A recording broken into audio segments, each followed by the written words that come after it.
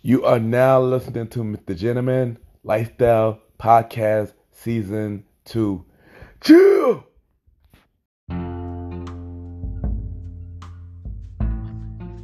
welcome back, everybody. Welcome back. And at the time, I got my special guest. She is a good friend of mine. That we got a lot of history. We got Miss Beatty B in the building. How you doing? Vanna B. Vanna B. Yes. Yeah. How you doing? Everyone. I'm good, Mr. Gentleman. How are you? Yeah, I'm good. It's dealing with allergy, but I'm good. I'm good. Happy to hear from you. Welcome to my show. It only took 20 years, y'all, but I made it. well, like I said, I'm glad you're here. So you ready? Yes. Yeah. So before we get to the main topics, we're gonna get to know you a little bit. Okay. So we're gonna start off with, where are you from? I hail from where all the prettiest girls in New York City come from. Queens. Queens, New York. Jamaica to be exact. No offense to any other borough, but you gotta love a Queens girl. I mean, I don't know about all the cream, but you're a pretty girl. I don't know about all the cream, but but yeah, I guess I can say for you, yeah. Thank you. All right, so how would you describe yourself as a person? Definitely ambitious, courageous, funny, outgoing, loyal, loving, determined, and just, a whole bunch of fabulousness. Okay, nice. So what do you do for a living, or what do you want to do for a living? Currently, I am employed by the Department of Education. I work at a high school in Queens. But I am also an entrepreneur, currently working on 2 business projects right now, in addition to being in school, getting my BS in web design and development, so learning how to build apps and websites. Yes. Nice. Big things. Big things are going. So what do you like to do at your own time? Sleep. But no, besides sleeping, I'm definitely a homebody. Well, I do like going out, but I'm a homebody, so I'm definitely a Netflix person. I like watching a lot of documentaries on history. I'm a geek, so I can spend hours watching stuff about like Egypt or cryptozoology. You're probably like, what's that? So cryptozoology is a study of creatures that may or may not exist. So you're probably like, Vanna, what are you talking about? So like Bigfoot, Loch Ness Monster, Chupacabra. I think I'm obsessed with that. Like, that's my stuff. Going to museums, amusement parks, traveling, and just enjoying life and living every day like it's golden. Okay, nice. So what is your favorite type of music? Everything. I listen to everything from Ella Fitzgerald to NSYNC, Backstreet Boys to Pop Smoke to Masha Montano, Bougie Bonton, Salinas, Compa, Alan Cave, Sweet Mickey. I listen to everything, literally everything, and some country here and there too. Okay, good taste in music, nice. All right, so now we'll get to the main topic, the main thing why we came here. As you know, this is the Dayton Talk episode, or Dayton Talk series. I'm starting a new series. You are the second guest on this series. OMG. So we're gonna start with the first question. Mm-hmm. So how do you feel about dating in this generation? I hate it. I hate it here. I feel like it's definitely very difficult to date because, people are not really truly upfront with what their intentions are. If they want something serious, if they just want to smash, if they just want to date around, so it's difficult to really find someone that you can vibe with who wants the same things that you want. Because a lot of days, people just want to hit it and quit it. And that's the case, be upfront and be real. But if you really want to build and want something more, let me know. And then, that's what I'm looking for. I got you. So what is your current relationship status, and how long have you been in that relationship status? Oh, this is a difficult question. I want to say I'm single. However, I do have my eye on someone. So I guess I am single. My last serious relationship was 3 years ago when I was engaged. But right now I'm single, but I got my eye on somebody. I'm trying to make sure he's right. Well, I must say that person you got your eye on is a lucky guy, I must say. Yeah, I mean, I will hopefully, but if not, I can slide into my DMs. I'm done. So when it comes to guys, do you have a certain type? So I would say physically I prefer a tall guy. I like something about a tall man, but I don't really care if you're short. I'm 5'6". I've dated someone that was 6'10". I dated someone that was shorter than me, so I just go by the person in their heart and who they are, and what they put out in the universe. That's really good. That's really good. All right, so in relation, does age matter? No, I've dated all ages in my dating years from 21 all the way up to 55. Yes, I know. Everybody world. Yeah, I went through a stage where I only wanted older men. I wanted to date older men. I see. So what is your definition of love?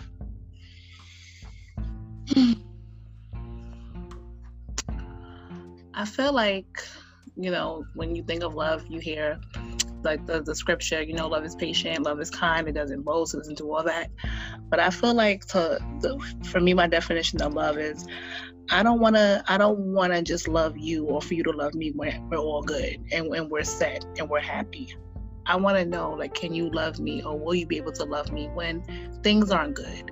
And being if maybe one of us lost our jobs, or maybe one of our healths are declining, or something like that, or maybe a tragedy hits us, because some people can't really emotionally deal with that. And I feel like in order for you to love someone, truly love someone, you have to see, can you ride out on the hard times and not just the good times? Because when it's good, it's good. When money's coming in, you taking vacations, it's amazing. But what if that you don't have that option, for a little bit, what are you gonna do then? Good point. So, have you ever been in love? I'm pretty sure you have. Have you ever been in love? I definitely have. Well, yes, because I feel like I have been in love. Have I been hurt being in love with someone? Yes, definitely. I know that the worst part of love is getting hurt. Trust me, I know the feeling. It definitely is, because you think one minute you found the one, you found your other half, you found your Obama, your Michelle and Barack, or your J and B, whatever case, how we say goals, Yeah. But then it kind of falls apart in front of you. And you're like, when you're in love with someone, that person's like, that's your best friend. That's the one person that's not supposed to stab you in the back. So, when it happens, you're like, how did I get here? How did we get here? True, yeah. Mm-hmm. All right, so give us a good dating experience and your worst dating experience. A good dating experience that I had was, I'm definitely a hopeless romantic. So yes, I'm the corny girl that one day, when I come home and it's like candles and flowers everywhere and it's like so romantic, or, a romantic evening and all that stuff. So I say that to say, I was dating someone. I'm going to use the word dating. And, I mentioned to them, I always wanted to take a horse and carriage ride to Central Park. And, we were dating. And one day, we met up, we did some things in the city, and then our last surprise was the horse and carriage ride through Central Park. And that just meant so much to me, because it showed that he actually listened, to things. And I kind of think I said it to him in a passing kind of thing, but he actually remembered that, so that meant a lot. My worst experience was I was dating someone. I met them through a dating site. We went on a couple dates. I want to say our 4th or 5th date. We were at a restaurant in the city. It was a beautiful evening. However, his wife and their 2 kids, and she was pregnant, rolled up to the restaurant. Oh, I had no idea that he was married. He played that off. He played that one off. So needless to say, yeah, that was that. Wow, that's crazy. Wow, Yeah, that's the worst thing. You didn't deserve that. That's crazy. yeah. But your best one, he's a lucky guy. He's a very lucky guy. Shout out to him. Shout out to him. Big him up. Big him up. Yeah, shout out to him. So, so have you ever ghosted somebody, or have you ever been ghosted by somebody? Yes. I was ghosted. I was seeing someone, and it was during a point in my life where I was actually going through something really close and sentimental to me, and when the shit hit the fan and I really needed that person, they just went MIA. Instead of them just being a man and saying, emotionally, I don't know how to comfort you or how to be there. And being there for someone is just you just being there, whether you're saying something or not. So instead of him just, saying that, he just went MIA. So yeah, and me ghosting people, I ain't gonna hold you all. I've done it. I've blocked people, stopped answering, I've done all that. So I'm guilty of the same thing. But I also ghost people because I've met a lot of crazy dudes. So yeah, if I think you cray, you gotta go. I mean, it had to be done. It had to be done. Exactly. So, did you watch Love is Blind? If so, would you go on that type of dating show or any type of dating show for love? I think my dating life should be a show. But I definitely love Love is Blind because, again, I am a hopeless romantic. And it was just really cool to see people bond without knowing each other, physically touching or seeing each other, just really getting to know the soul and the depth of the person. Because I think sometimes in our generation, we get so caught up in the person's physical, how they look, but not their mental. If you can't mentally stimulate me, I don't care how fine you are. No, baby, it's not gonna work for me. So I would definitely do something like that. And I want to get married. I want to have kids. I want to. I don't want to call it fairy tale. It's so cheesy, but I do want that. Yeah, I think at the end of the day, I think we all want that, especially when it comes with the right person. Mm-hmm. And speaking of Love is Blind, you do remind me of Lauren. So I'm not gonna lie to you, her person. I love her. Let me tell you, she's my big sister in my head. I'm obsessed with her. Not in a crazy way, y'all, but just seeing her find love, and I was just oh my god, yes. Cameron, where are you? You could be white, black, Chinese. Where are you, Cameron? Just come through. Slide in my DMs, please. I'm done. I mean, he could be in front of you. You don't even know it. I mean, he could be. He could be. He could be the guy who got you the horse carriage ride. He could, he definitely could be. There's a strong possibility he could be. So, what do you feel is the perfect place to find love? I don't think there's no perfect place. I feel like when you find love, you find love. You can find love anywhere. I don't I think there's always there's a saying, not always a saying. I was told, if you want to find a good man, girl, you gotta go to church. If you want to find a good man, you gotta go here. I just feel like when you meet someone and your souls connect and your spirits connect and you're equally yoked, it doesn't matter if you're on the train, on the bus, at the bodega, wherever you are, it just happens. I don't think there's no place to find, the perfect love. True. I agree. A little side question. Do you remember how we met? Yes. So once upon a time, there was a place called Club Rebel. And I'm not gonna say no names. My best friend, she gonna probably hear this. So yeah, I'm gonna tell the story. We were in Club Rebel. It was a great night. I remember exactly what I had on that night because I have the picture of me in the outfit. But I had these really cute Princess Jasmine pants, but they were cut slits on the side, black heels. I had a black and white jacket. I was real cute, y'all. I'm telling y'all. Well, I still am, but yeah. And I think I was on the soca floor, and we met with a hip hop floor. It was one of those floors. that we met and we vibed in the club. And the rest is history. Yeah, vibe with a capital V. You know what? Not like that. Wait. Let's clear that up. Not like that. There was no smashing. No, I ain't saying that. I wasn't saying that. I wasn't saying None of that. It was just like we met, we were talking, I was gloopy, my best friend's like, what is happening? I'm like, girl, let's just chill out. but that was a fun night though. Man, R.I.P. Club Rebel. If anyone's been to Club Rebel, that was the club back in the day. Like there was a lot of shenanigans in that club.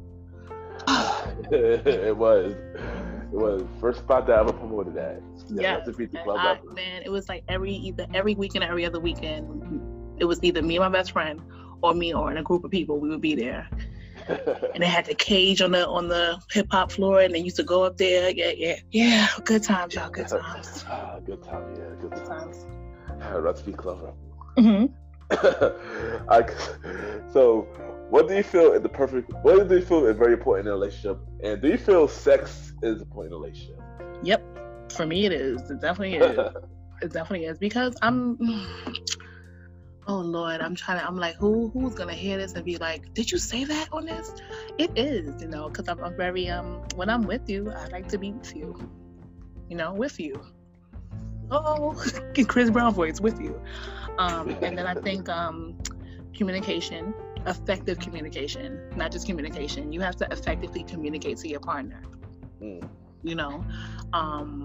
Honesty, loyalty, and trust, And I think I don't know if I said respect, but you definitely, to me, you have to have those, because if you don't have them, then, that's you don't have a solid foundation, and you have to both understand when you come to the table, you might have 5 things that you value in a relationship, and I might have 5 things that I value, and where do we find the compromise and the balance, and how do we combine this list to equal that one list of what we want?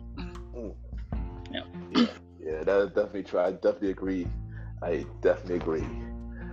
So here's the last relationship question. Mm-hmm. Do you feel this generation do believe in marriage? So I'm going to go half and half, actually. Now I'm thinking about it, because I do see a lot of my peers getting engaged and getting married, but then I do see a lot of my peers who are like, I don't want to get married. I just want to, be with the person. I don't believe in marriage. Why do I have to sign a paper, get a ring to be with you? Which, okay, I get it. But I also feel like, a lot of people in our generation, they haven't seen, I don't want to say successful marriages, but they haven't seen long-term marriages. They kind of just seen, either they're the product of a divorce and they're scared of marriage because their parents, or, maybe, their mother or dad was a single parent and never got married and kind of just did whatever. So I think in the Black community, we really don't have the best examples, Sometimes we look, okay, relationship goes, J and B, or Barack and Michelle, or you got Tiana and Iman, or whatever the case may be. But sometimes you have to look around you and your peers and look at your peers that are married and say, okay, and talk to them and ask questions and say, I know it's tough, but how do you get through it? And with marriage, it's a commitment between you, your partner, and God, and when the times get bad, you are going to have to get on your knees and pray. Whether you pray in a separate room for your partner, y'all pray separately, or y'all pray together. Y'all going to have to know how to come together and figure a way out. Because divorce is easy, it's also expensive. And who wants to go through that heartbreak? Who wants to go through that? But I definitely want to get married. I want to be a wife. I want to be a mommy. That's very important to me as well, in addition to having my careers and, being an entrepreneur as well. Yes, definitely. I definitely agree with you. And I mean, who don't want to get married? I do want to get married as well. Like I say, say with you, some people I know do get engaged and married, and some people don't believe in it. Mm-hmm. I know for me, even seeing all that, I do believe in it. And my parents been married for almost 38 years, so I want that. I want that. Mm-hmm. With wife and kids as well, career, and entrepreneur. You know, same goal as you. Same goal as Yeah. you. Yeah, and the thing is that, you know, like, you know, for people who don't believe in marriage, you know, I'm not knocking you. I'm not saying that you know, you're stupid, and you're not stupid enough, and that's your opinion. Everyone's entitled to their own opinion. But I will say the following. I will say, okay, let's say you don't get married, right? So you and your partner are just together forever, for whatever, until whoever, God forbid, they leave this earth first. Now, legally, when you're married, you know, your partner will be taken care of, you know, and so on and so forth. You know, life insurance and so on and so forth. That really can't be challenged when you're married. However, even if you legally write in your will or write in your life insurance that, you know, well, I want 70% to go to my partner. If your partner, let's say they have kids that didn't come from your union, if they still have their parents still alive, that as a estate, they can challenge that. You know, the last thing I would want is, God forbid, I'm with my partner for X amount of years and I leave this earth before him and he has to go through that, or vice versa. Then you have to look at health insurance. Yes, there's ways for you to go around it and put someone on your health insurance, but it's a benefit to be married, you know, and to have that. And so it's just, we have to look more past, you know, the, oh my God, I'm stuck with this person for life, and look at it, okay, well, God forbid something happens to me.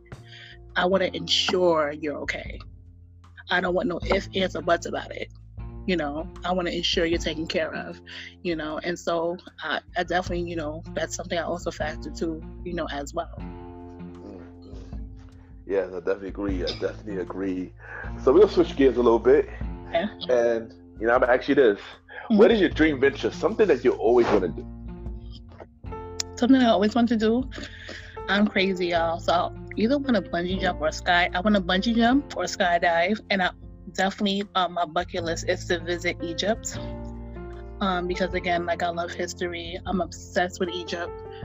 That's probably my favorite civilization to like watch movies about and read about. And I just, like, my dream is to go see the Sphinx and the pyramids and go visit the different pharaohs' tombs, Tutankhamun and Nefertiti, and just all that. Like, that's definitely on, you know, my dreams to do. So Future Bay, if you out there, you know, we going to Egypt, boo. All right? we jumping out of planes, we jumping over buildings, you know, we out. you know one thing I always like about you, that you always was adventurous. You know, that's one thing I always like about you. Yeah, I'm a little extra. Yeah. I am. I just feel like, you know, you only have one life to live, so you might as well take advantage of every moment that you have. Yes, you know? That's true. I definitely agree. Yeah. So, do you have anything else going on? Like any other projects?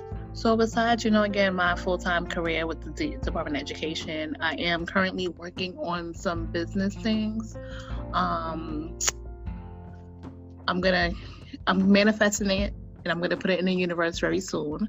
But I would say in the next couple months, if you follow me on Instagram, my Instagram is Vanna, VANNA _BEE. Little by little, it will start getting pieced together. And it's just something, it's nothing crazy. It's just something that I'm like, you know, I want to try it and see how it works. And, you know, that's about it, honestly, really. I'm just, again, working on my degree and trying to find my bae. Well, like I always say, anything is possible. You know, God will definitely make it happen. You know. Yes.